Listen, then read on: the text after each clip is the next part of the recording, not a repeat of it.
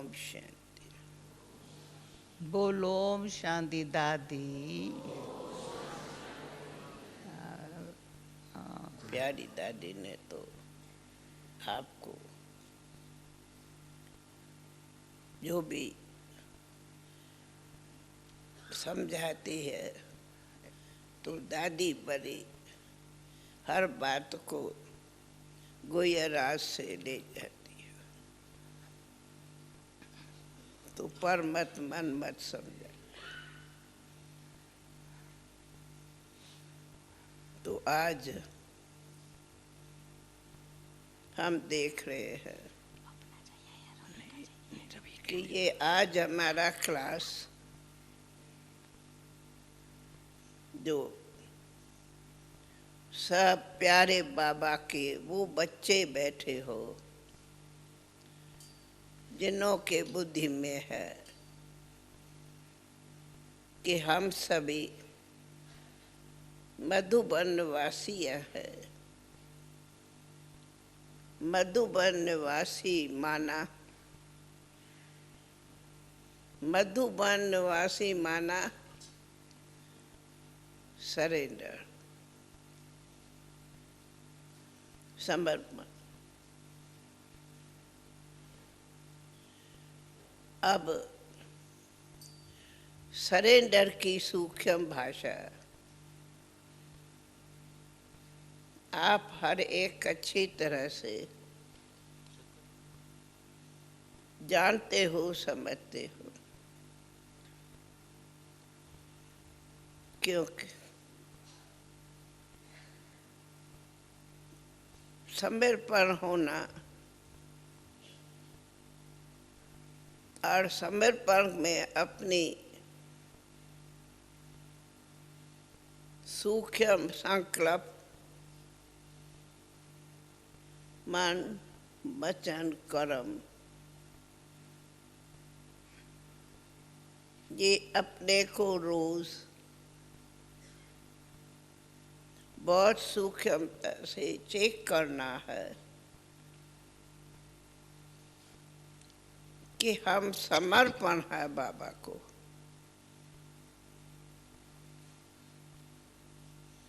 समर्पण में न तो मनमत चाहिए न परमत चाहिए, परंतु समर्पण माना जो बाबा की श्रीमत है। कदम कदम ये चेक रखना कि हम बाबा के श्रीमत पर हम सूक्ष्म ते सूक्ष्म चलते हैं। जैसे कभी कहते हमारे व्यर्थ संकल्प चलते, जब कभी हम ये सुनती तो कहती तू समर्पण हो, संकल्प भी तुम्हारे एक बिल्कुल श्रेष्ठ हो, नक व्यर्थ हो। क्योंकि समर्पण माना समर्थ संकल्प। तो जब संकल्प भी समर्थ हो तो स्थिति भी हमारी इतनी ही ऊंची समर्पण हो सके, जिसमें ये कभी नहीं सोचो न सोचो, परंतु कभी ये सूक्ष्म में भी संकल्प न आवे जो ये कहो बाबा मेरे पास माया बहुत आती है। अब जानते हो ये माया है, और जानने वाला हुआ नॉलेजफुल, और नॉलेजफुल कहे मेरे पास में माया आती, तो ये तो समर्पण नहीं हुआ। हम सभी का रिकॉर्ड हो समर्पण माना संकल्प भी माया जीत के हो। हरे खुद से पूछे, मैं माया जीत हूँ या माया के वश होता हूँ? माया बहुत आती है। अगर माया आती है तो फिर बाबा के समर्पण कैसे है? दूसरा,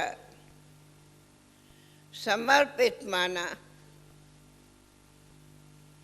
कि हमारा कर्म विकर्म अकर्म की गुह्य गति को जानने वाले।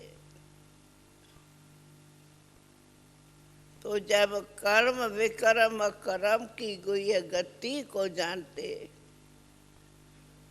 तो जानने वाले अर्थात विजयी। जानने वाला कहे, मेरे से ये आज विक्रम हो गया, भूल हो गई, तो उस विक्रम का भूल का कितना बड़ा दंड हो जाता है। जिस पर कहा जाता है,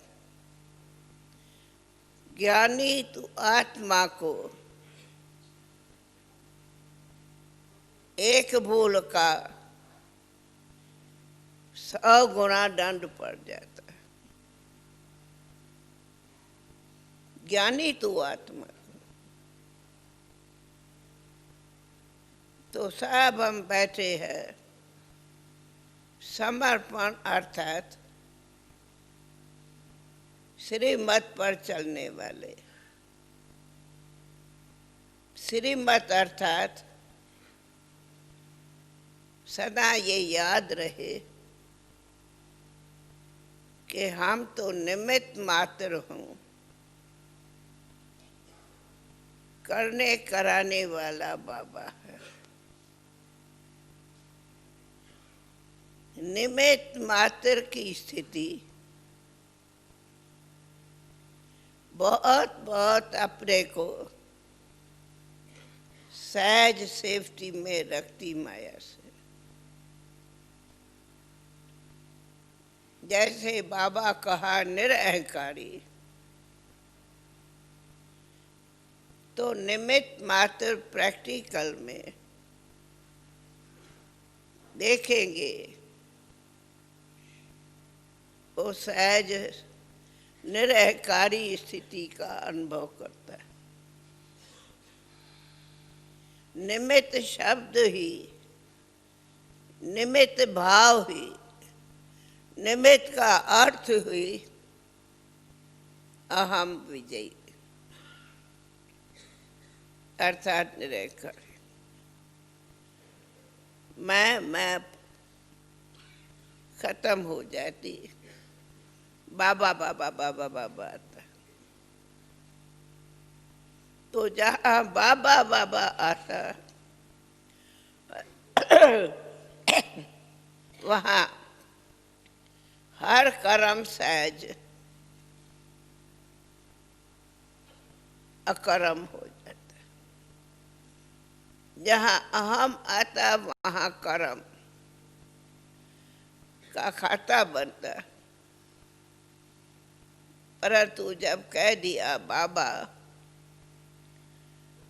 तो करने कराने वाला बाबा हुआ, निमित्त में। तो जो कर्मों का हिसाब लेना देना है वो चुकता हो जाता। इसलिए इसका नाम है समर्पण। न कोई कर्म मेरा है न मैं करता हूँ, बाबा कराता है, जो बाबा कहे सो कर।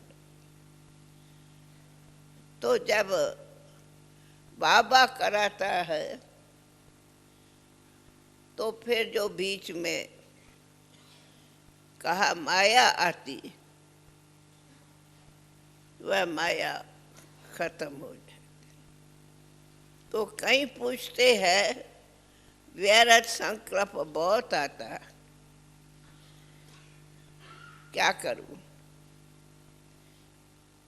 तो हम पहले उनको कहते पूछो अपने से, मैं समर्पण हूं। जब हूं ही समर्पण तो मेरे पास माया के संकल्प विकल्प भी क्यों आवे जो कर्म में आऊं?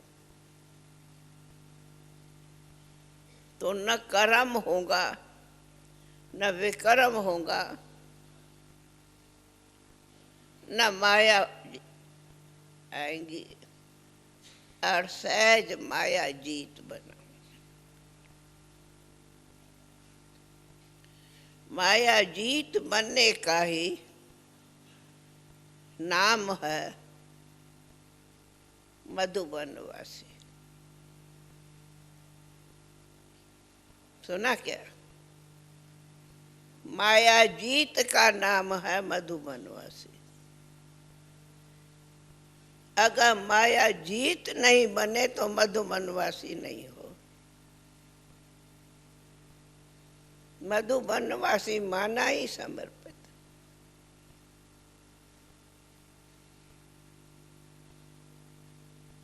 ऐसे माया जीत रहने वाला सदा अपने कर्म से दूसरों को भी प्रेरणा देगा, क्योंकि उनको ये ध्यान है जैसा कर्म मैं करूंगा मुझे देख दूसरे करें। एक एक मधुबनवासी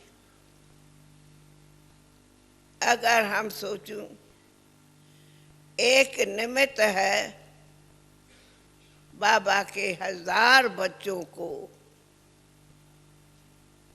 अपने धारणा से प्रेरणा देने का। अगर दूसरे को प्रेरणा मिले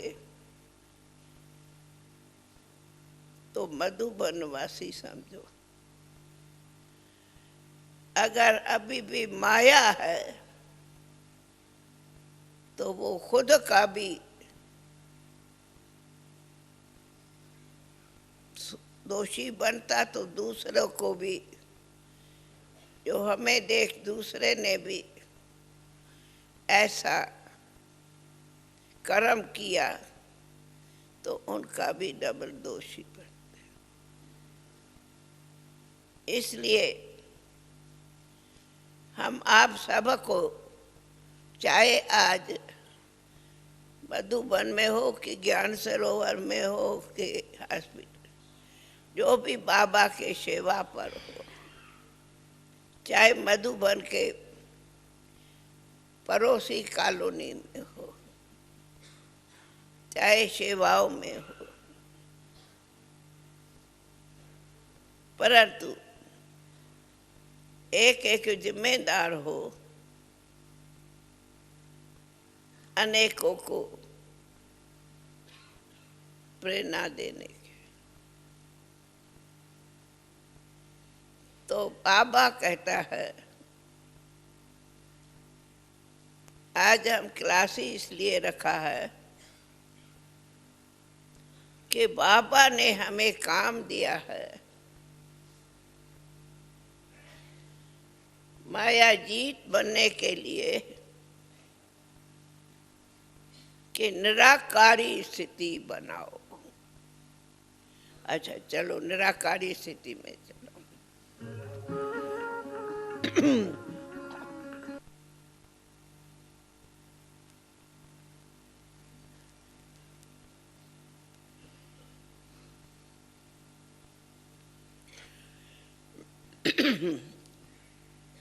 ओम शांति। तो बाबा ने हमें कहा है कि बच्चे, पहला कहा निराकारी बनो, फिर निर्णयकारी, फिर निर्विकारी। तो हर एक को अगर मेहनत करनी है, पुरुषार्थ करना है, तो कर्मातीत बनने के लिए हमें निराकारी स्थिति की बहुत मेहनत करनी है। क्यों? निराकारी स्थिति ही हमारे को सहज कर्मातीत बनाएंगे।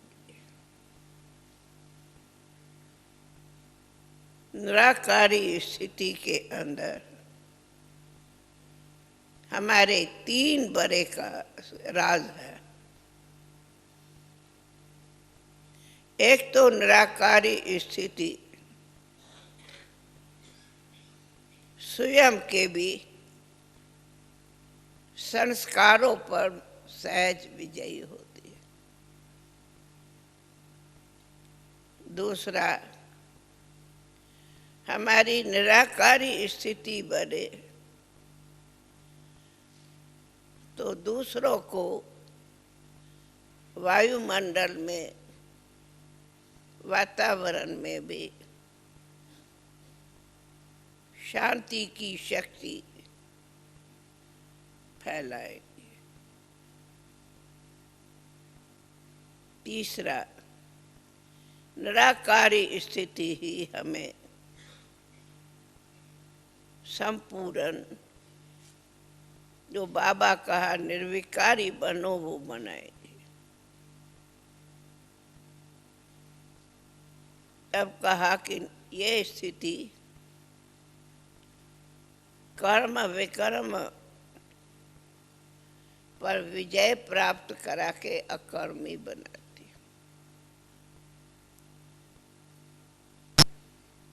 तो हमें सभी को अगर बाबा को अपने को मधुबन वासी समझते तो ये बाबा को आप अपने स्थिति का रिकॉर्ड दियो कि बाबा हमने व्यर्थ संकल्पों पर भी विजय पाई है। ये नहीं बाबा पुरुषार्थ तो करती हूँ, व्यर्थ संकल्प के पर बहुत आते। अगर ऐसी स्थिति है तो मधुबनवासी नहीं, माना समर्पण नहीं, तो श्रीमत पर नहीं, मन मत पर है। इसलिए चाहे हम इतना भी कहे, जब पक्का निश्चय है कि हमें बाबा मिला है, तो निश्चय बुद्धि, बोलो क्या, विजयंती। ये नहीं निश्चय बुद्धि आधे विजयंती। निश्चय बुद्धि विजंती। किस पर विजंती? अपने संकल्पों पर, अपने माया पर। विजयी बनना है, निश्चय बुद्धि है तो सब पर विजय हो। ये नहीं एक सब्जेक्ट में विजयी बनो तो दूसरे सब्जेक्ट में फेल रहो, तो उनको कोई पास मार्क्स नहीं मिलेते। कॉलेज में भी पास मार्क्स मिलती जब सब सब्जेक्ट में मार्क्स हो लेता। तो हमारी भी जो सब्जेक्ट है वो है मनसा वाचा कर्म। भले लौकिक में हो, भले कई जवाबदारियां हो, परंतु जब पक्का निश्चय किया मैं बाबा का, बाबा मेरा, तो अगर एक भी कोई रॉन्ग कर्म होता, भूल होती, तो पत किसकी गंवाते? बाबा के। अरे ये कहते हैं हम तो ब्रह्मा कुमार है, ब्रह्मा कुमारी है, ये देखो उनकी चाल, ये सुनो उनकी रिपोर्ट। तो किसकी रिपोर्ट हो गई? बाप दादा की। तो बाबा के सभी, आप बच्चे बैठे हो, अगर हम पूछूं निश्चय बुद्धि हो तो सारे हाथ उठाएंगे हाँ। अगर पूछूं संशय बुद्धि हो तो एक भी हाथ नहीं उठाएंगे। तो निश्चय बुद्धि माना विजयी, विजयी माना अपनी स्थिति बाप समान बनाना। बाप समान स्थिति माना ही हम बाबा के समान निराकारी साकारी स्थिति। कभी हमने सुना देखा, सुना तो नहीं, देखा भी नहीं कि कभी बाबा कहे मेरे पास आज ये माया आई, माया आई। नहीं। वो तो बाबा एक, अब बाबा के पास भी तूफान आते, तो हम कहते थे बाबा आपको कौन सा तूफान आया जरा बताओ, तो मुस्कुराते थे। कोई तूफान ही जो तूफान हो। तो हम बच्चे जब बाबा के पक्के निश्चय वाले हैं तो हम ये कभी भी नहीं संकल्प में भी देखे कि हमारे पास में माया आई और माया ने हमारे पर विजय पाई और हमसे कोई न कोई विक्रम कराया। तो फिर बाबा की जो आज्ञा है निर्विकारी बनो निरंकारी, वो तो नहीं हुए। अगर हमें निराकारी निर्विकारी रहना है तो सूक्ष्म संकल्प में भी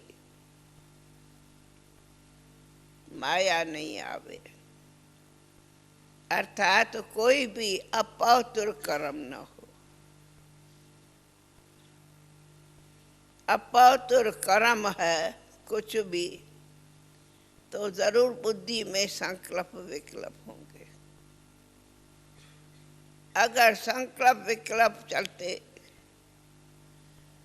तो वो फिर दूसरों को भी निमित्त बनता है ऐसी व्यर्थ स्थिति में। तो हमें सबको पुरुषार्थ करना है कि कल अगर मेरा शरीर छूटे तो क्या मैं बाप समान बनी हूँ?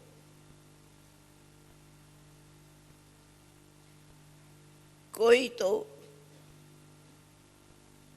बाप समान अर्थात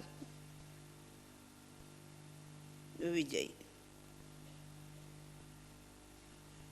बाप समान माना सिर्फ ये नहीं पुरुषार्थी हूँ, करती हूँ, करता हूँ, नो नो। अगर यही करते रहे तो समर्पण नहीं हुए। अगर यही स्थिति है तो मधु वनवासी नहीं हुए।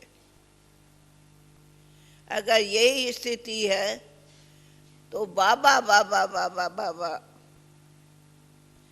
कहने के भी अधिकारी सच्ची नहीं हो। तो हमें तो ये सूक्ष्म चेकिंग करनी है, निराकारी स्थिति बना के व्यर्थ संकल्पों को भी खत्म करना। तब कहा जाता है कि ये विजयी है। न व्यर्थ संकल्प हो, न व्यर्थ वाचा हो, न व्यर्थ साम्या जावे। रोज अपनी दिनचर्या चेक करो। आज मेरे दिन में चाहे बाहर सर्विस की आने वालों की, चाहे अपनी खुद आत्मा की स्थिति की सर्विस की, कि अपनी आत्मा को भी सवेरे अमृत वेले ऐसी पावर भरी जो वो पावर शक्ति हमारी सारा दिन हमें कार्य में, अनेक कार्य में मदद करे। इसलिए अमृत वेले योग में बैठ बाबा से रोरान करते प्रेरणा लेनी, शक्ति लेनी।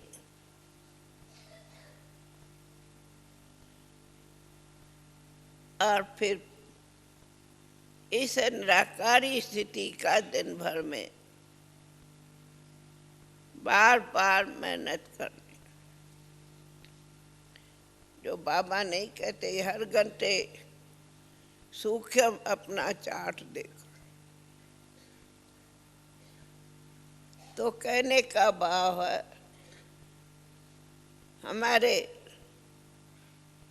जो भी बाबा के बच्चे बैठे हो, सभी बच्चे हो, इस समय सभी मधुबनवासी हो, चाहे कोई पार्टी में आए हैं, कि सदा बाबा को देखो, सी फादर।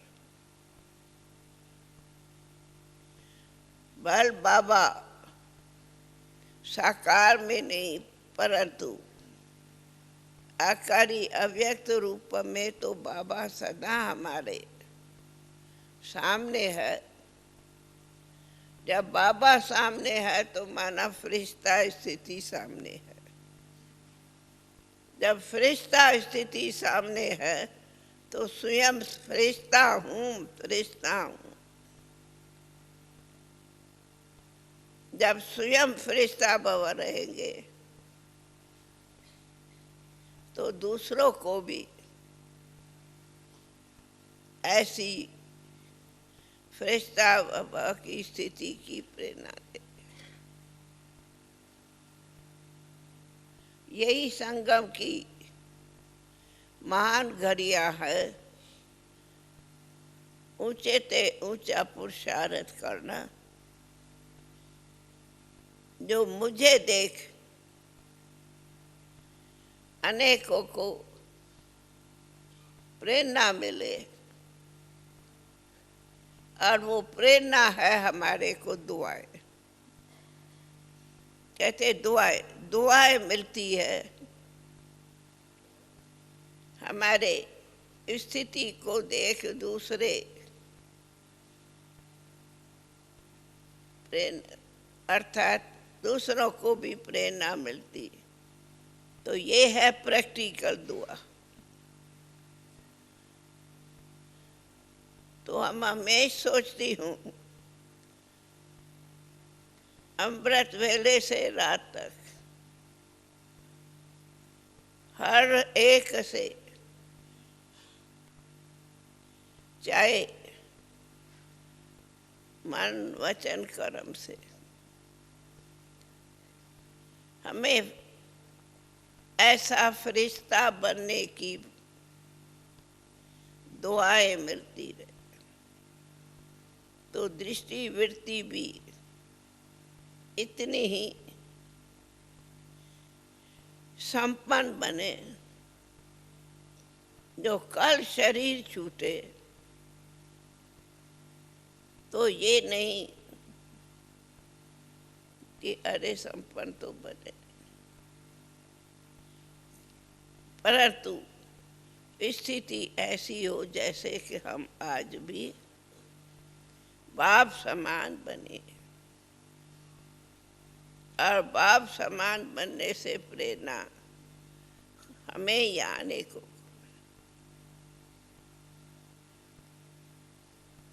हाँ डैडी, हम हमें समझती। बाबा कहता है 9 लाख बनाओ, तो अभी भी 6 लाख तो बाबा को बच्चे हैं। तो जब 6 लाख बाबा के बच्चे आज भी है, तो उन 6 लाख के सामने प्रेरणा देने वाले कौन? हम बचे या दूसरे कोई बचे?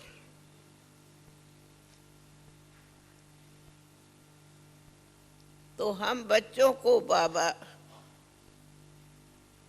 सदैव कहता, ऐसे कर्म करो जो तुम्हें देख इन लाखों को प्रेरणा मिले।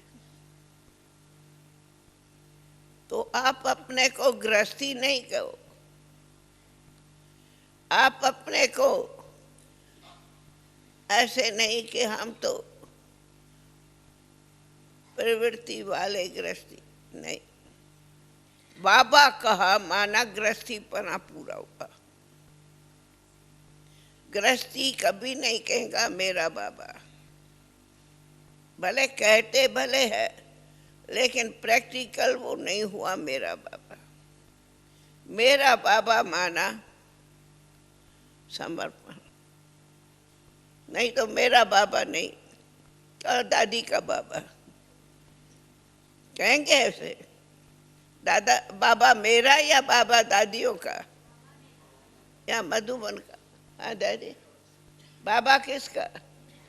सभी क्या कहेंगे? हमारा बाबा, मेरा बाबा, मेरा बाबा, या कहेंगे तेरा ही बाबा है मैं नहीं जानता? कहेंगा कोई? कहेंगा कोई तेरा बाबा? तो मेरा बाबा कहना माना आप सभी बाबा के समर्पण हो गए, और समर्पण बचे निमित्त है एक से अनेकों के लिए। और अनेक हमारे को देख कॉपी करेंगे जब हम अपनी स्थिति निराकारी बनाएंगे, अपनी स्थिति नष्टो मोहा बनाएंगे। अगर नष्टो मोहा नहीं तो समर्पण नहीं, नष्टो मोहा नहीं तो मेरा बाबा अथवा जो आज की मुरली थी प्रभु प्रिय नहीं है। प्रभु प्रिय बनना है तो सदा मेरा मेरा बाबा बाबा बाबा रटो। अब मेरा बाबा माना है दूसरा ना कोई। जब दूसरा ना कोई तो नष्टो मोहा। जो नष्टो मोहा नहीं उनको दूसरे है, पोते दोते मार है। इसलिए बाबा कहते तन मन धन सब बाबा तेरा, मेरा नहीं। तब कहेंगे सभी को मधुबनवासी। आप सभी चाहे कहाँ भी रहते हो, परंतु सबको पक्का है बुद्धि में कि हम अपने मधुबन घर में जाते। तो मधुबन घर के हो या मधुबन के मेहमान हो, हाँ, जो समझते हम तो मधुबन के मेहमान हैं वो हाथ तो उठाओ। कौन मेहमान है? और जो समझते हम तो सब मधुबन घर के बच्चे हैं, समर्पण, वे हाथ उठाओ। देखो पक्का समझ के हाथ उठाओ, मधुबन घर के है।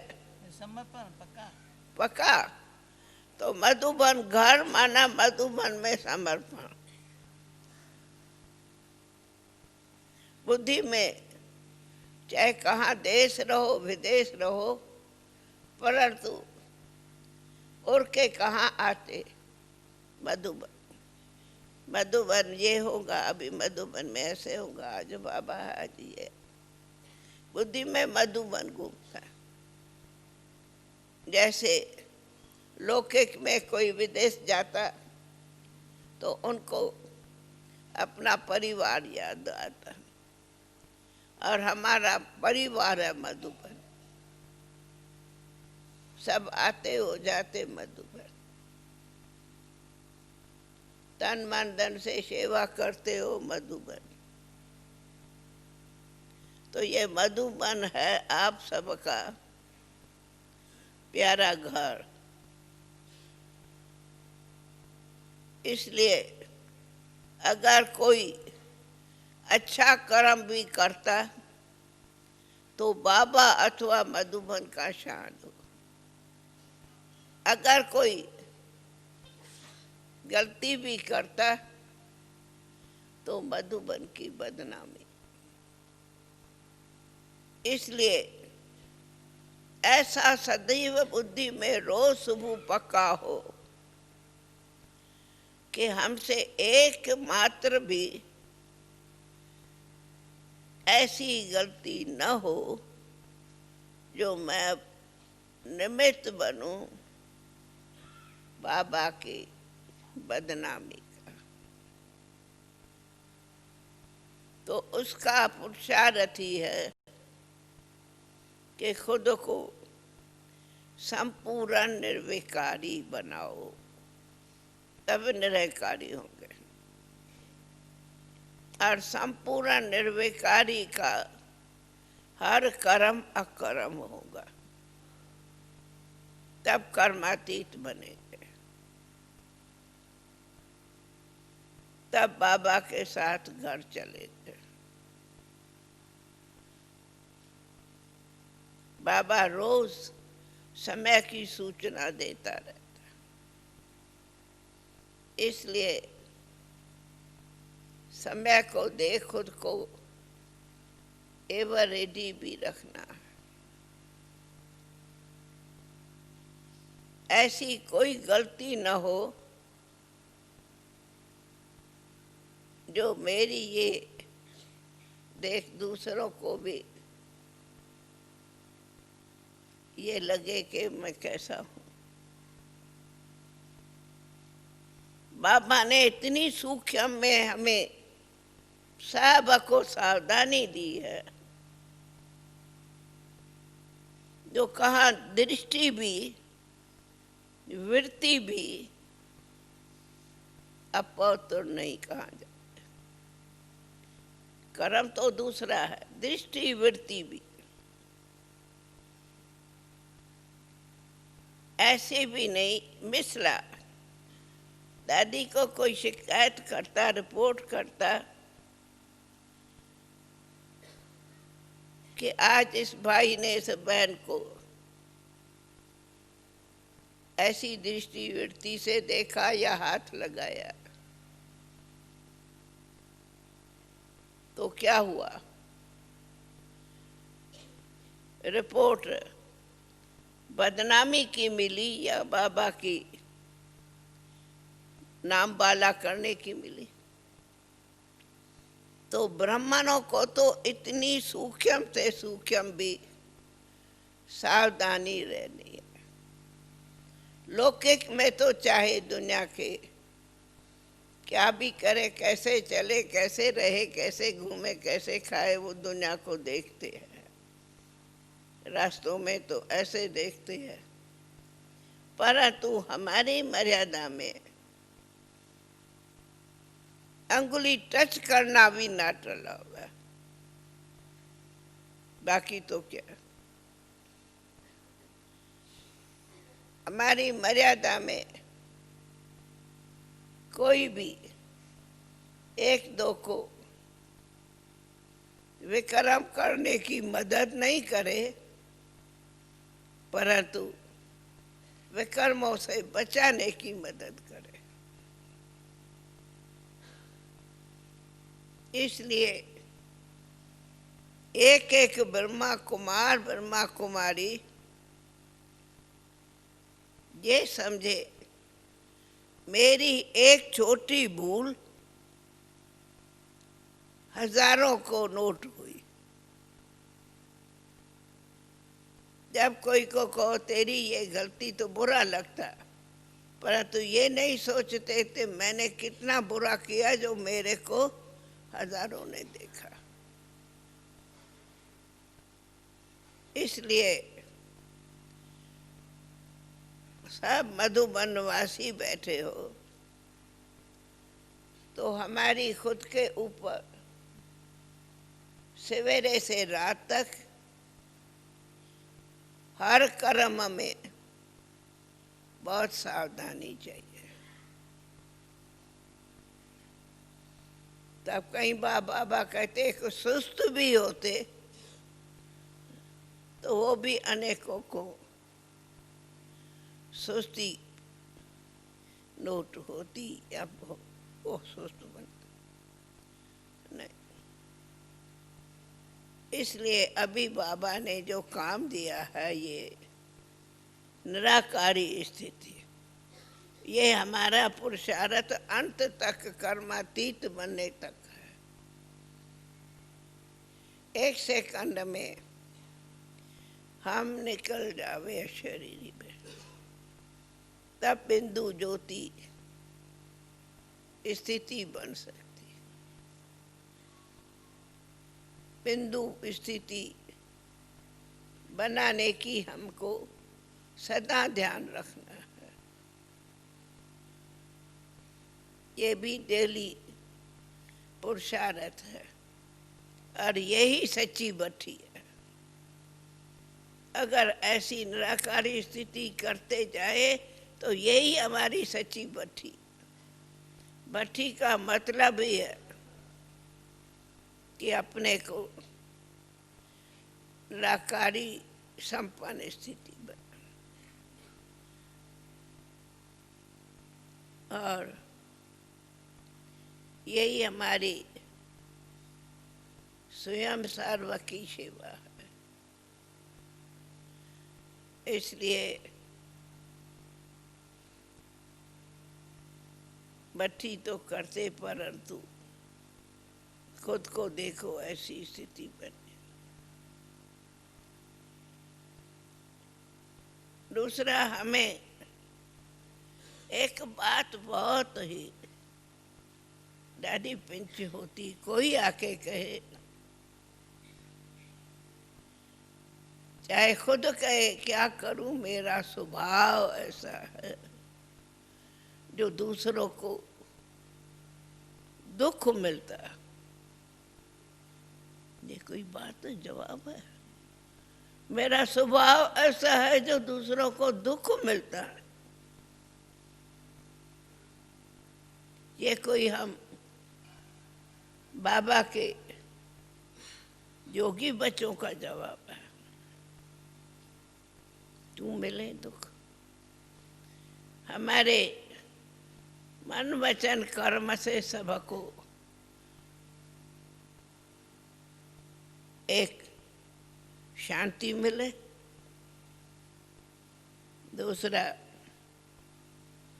पवित्रता की प्रेरणा मिले, तीसरा बाबा का हूँ, बाबा की हूँ ऐसी उनको प्रेरणा मिले, समर्पण है, मैं भी हूँ। चौथा, ऐसी उन सबको मेरे कर्म से कार्य से प्रेरणा मिले तो मैं भी ऐसी पक्की ब्रह्मा कुमारी ब्रह्मा कुमार बनूं। ऐसी नहीं प्रेरणा मिले भाई कौन बने, अपना दूर रहना ठीक है, बाबा है, बस खत्म। नो, अगर कोई मेरे चलन से ऐसा कोई डिस्टर्ब होता तो उसका 100 गुना दंड मुझे देखना पड़ता। एक आत्मा बाबा से दूर होवे और दूर होने का कारण मैं रहूं सूक्ष्म, इस जैसा दंड कोई दूसरा नहीं, पाप नहीं। इसलिए सदा ये ध्यान रखे, मुझे अपने मनसा वाचा कर्मणा से दूसरों को प्रेरणा मिले बाबा के समीप आने की, उसकी माला बने। बाबा ने कहा ना, माला के दाने दाने से, तो ऐसी माला बनाओ जो दाना दाने से बनते जाते हैं।